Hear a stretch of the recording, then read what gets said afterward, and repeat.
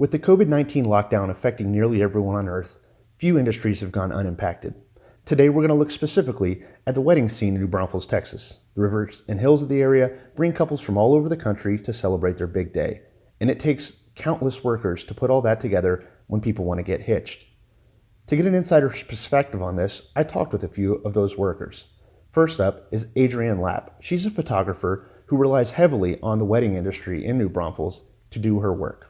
We are based out of New Braunfels, Texas, and I've been doing this for 11 years, but full-time for almost 6. I think there's pros and cons about living in a smaller town. I'm pretty equally between San Antonio and Austin, which are very large cities in Texas.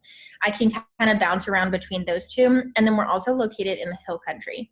It's a good mixture of we do have the hill country feel to it, but a lot of different venues kind of bring more of like that modern vibe. So you don't constantly feel like you're out in the country.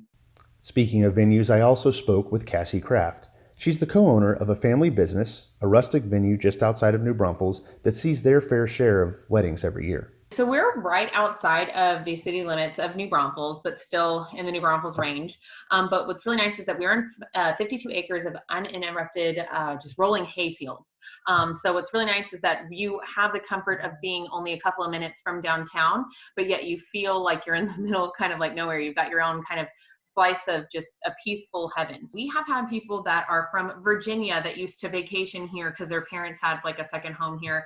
I remember doing video conferencing with people from Chicago. We've had people from across the world that are from here that fly back home to get married here. So whether you're originally from here and living somewhere else, you're still living here, or if you're just like, I just love the Texas Hill Country, it's a popular spot.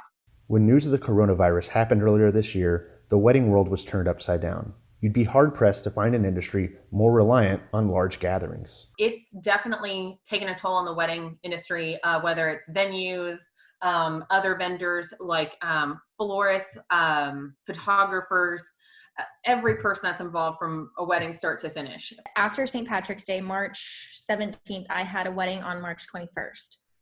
And that was the first rescheduled wedding that I had. My final balance with my clients is due 30 days before their wedding, and they're rescheduling their weddings before that 30 days. So I've had to kind of rely more on the residual income of like prints that they can constantly continue to print off their online galleries, albums that I can publish from there, and then same with like gift cards and stuff. For now, Cassie and Adrienne and all the other photographers, florists, caterers, venue owners, and planners have to wait and see how the outbreak and flattening of the curve pans out.